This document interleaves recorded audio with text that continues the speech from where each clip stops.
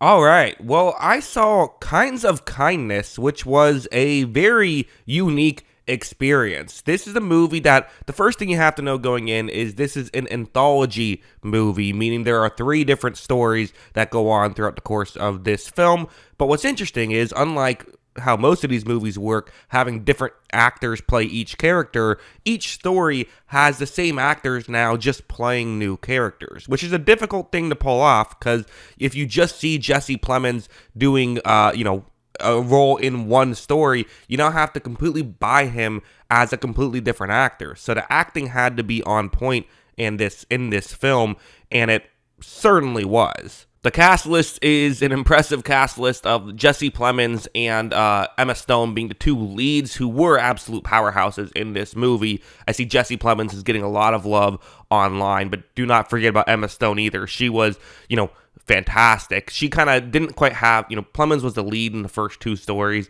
and then kind of a side character in the third, so it makes sense that he's getting more of the attention, but I thought Emma Stone was fantastic. And Jesse Plemons in general, I don't know exactly how to describe it, but when the second story started, you see him, like, I think he's just sitting at a table eating cereal or something like that, but, like, just the way he was doing it, you're immediately like, this is a different guy. Like, and there was a couple of, like, they did some, like, hairstyling stuff also to help with that, but, like, not much. It really was just the performance, and you're just immediately like, yeah, that's a new person right there, just due to the subtleties of his performance. And again, it wasn't just him. I mentioned Emma Stone, but also you got Margaret Qualley. You have Hong Chow, who criminally underutilized in this movie, just like she's criminally underutilized in every movie. I was happy to see her get some significant camera time, though. She's great. I want to see her in more stuff because she's really good. William Dafoe, of course, always fantastic. William Dafoe, probably the one guy who was kind of just William Dafoe in each of the stories, but there even were some differences. The characters were very well written, and I think that you felt the differences between these, you still felt the difference between his characters, even if he's kind of just William Dafoe. I will get into spoilers at the end of this video, but I'm going to keep it relatively spoiler-free as of right now, because I wanted to give some general thoughts about the movie, although, I am going to describe the plot of the three stories. So if that's something that, maybe you don't want to hear, you could, just warning you ahead of time. But I think what has to be mentioned about this kind of movie is, of course, this is a Yorgos Lanthimos movie, the guy who is coming off of Poor Things, which was probably his most, critically and commercially successful movie. It's certainly the one that I feel like most people that aren't huge movie fans, that might be the first time they've heard of one of his films. But what's worth mentioning is that the writing partner for this one, Ethemis Philippou, is maybe how you say his name. He is someone who is very much, you look at the most surreal stories that Lanthimos has taken on or has come up with himself, have been with this writing partner. The Lobster, Killing of a Sacred Deer, Dogtooth. Typically, the more weird it gets, it's because of this duo. So it's actually not that shocking that we saw a pretty big departure from Poor Things. Poor Things is a movie that certainly has aspects you can read into and you can get out of in more deeper meanings, but it's also a film that very much just works on a surface level. This is just full-on surrealism. If you're familiar with Yorgos's filmography, The Lobster is probably the best comparison I would make, a film that I've really enjoyed. I need to give that a rewatch because I just feel like that's one that you gotta see multiple times. Just like this one is probably one I'm going to want to watch multiple times. I'm going to describe the plots, although I'm going to be pretty vague just because part of the strength of this movie is how it gives information. And I'll use an example with the first story, which is that you have Jesse Plemons, who works for William Dafoe's character. And there's a interesting exchange between the two of them where William Dafoe essentially asked Jesse Plemons to get, drive your car, park at a certain, or it was drive your car fast into another car. That's what you have to do. And that was kind of a weird thing that you would ask. But instead of Jesse Plemons, instead of how most of us would react, which is, what are you saying? That's crazy. He is like not wanting to do it, but it's not like he's like, what are you talking about? It's very like a subtle like, but I'm not sure if that's something I want to do, which kind of lets us know the interesting world that has all of a sudden been created, where a request like this isn't considering shocking, but still not something that he wants to do. That is, the first story is the kind of the relationship between those two. The second story has a again, it's very much almost like a mystery the way this one is set up, although of course goes in very unique ways, which is that Jesse Plemons is married to Emma Stone. Emma Stone is missing for a while, and then all of a sudden she comes back, but seems slightly off, and he's not exactly sure why. The third and final story is that Emma Stone and Jesse Plemons appear to be in this weird sex cult thing, and they're also looking for their Jesus type, essentially. Those are the three stories, and it's also worth mentioning, this is a bit of a marathon. This one is, I believe, 2 hours and 45 minutes. You're there for a while, and so for a very surreal movie, again, the fact that there's three different stories does, I think, play to its favor, is that you don't I don't think it really drags too much. I did kind of get sleepy during the third story, but I think that might have just been I was tired. It was, I had a full work day and then went to the movie right after, so I was still enjoying the movie and like really wanting to make sure I didn't fall asleep or anything, because I wanted to see what was happening. But that is part of my experience with the film. This is definitely a movie that has turned some people off. Again, if you're expecting poor things, or even something more grounded than that, you are probably going to be disappointed. This is a movie that does not really work on a surface level of just the like traditional story narratives. Pretty much all of these stories end with more of a metaphor than like an actual just like solid ending. But if you watch this channel enough, which I don't know how many people have, but if you're someone who's been a fan of this channel for a bit, you know that this is the kind of stuff I love. I was a huge fan of Beau is Afraid. That was my favorite movie of last year. I like surrealism. This is something that's interesting to me, and I do like being able to think about movies and think about what they mean and spend more time than just the 2 hours and 45 minutes that I spent in the theater. I am still coming up with theories that I'm going to share with you as soon as I get my rating. This is not a movie for everybody. This was a movie for me. I'm giving this a 9 out of 10. I quite frankly love this movie. I had a great time watching it and dissecting it. And sometimes there's movies that you're like, yeah, this is something that I don't know how many people I could recommend this to. I will say I watched this with my fiance, and she also very much enjoyed it. So, although she kind of likes this kind of stuff too, she also enjoyed Beau is Afraid. So, that might be a litmus test. If Beau is Afraid is one you walked out of halfway through, maybe this isn't for you. But that rhymed unintentionally. But if this is something that maybe you if that's something that's that you really enjoyed, I would recommend checking this out. I think it's a very unique experience. So yeah, that is my rating. That is my spoiler-free review. Let's get into some analysis now. So all right, let's get into spoilers here. As so you're watching any further, this is either you've seen the movie or just don't care about spoilers and like to hear thoughts about movies that maybe you're not going to see or whatever. So I kind of wanted to give my analysis on what this film means, what this film is going for, because I can see why some people might walk out of the theater frustrated if they, didn't really pick up on any of the deeper meanings and are kind of like, why did I just watch that? Sure, there was some really entertaining parts, some funny parts, all that stuff, but like, what was I seeing here? My interpretation of this is there was one moment in the movie where the word kind was actually used. Jesse Plemons said, "Thank you, you're very kind." It was in the first story when Jesse Plemons purposely injured himself to get Emma Stone to help him. That was essentially he manipulated Emma Stone, and when he did it, he said, "You're being very kind." And to me, that is almost a mission statement of this movie. It's about power dynamics, in my opinion. This is my interpretation, which a lot of people actually have different interpretations, so that I'm giving mine.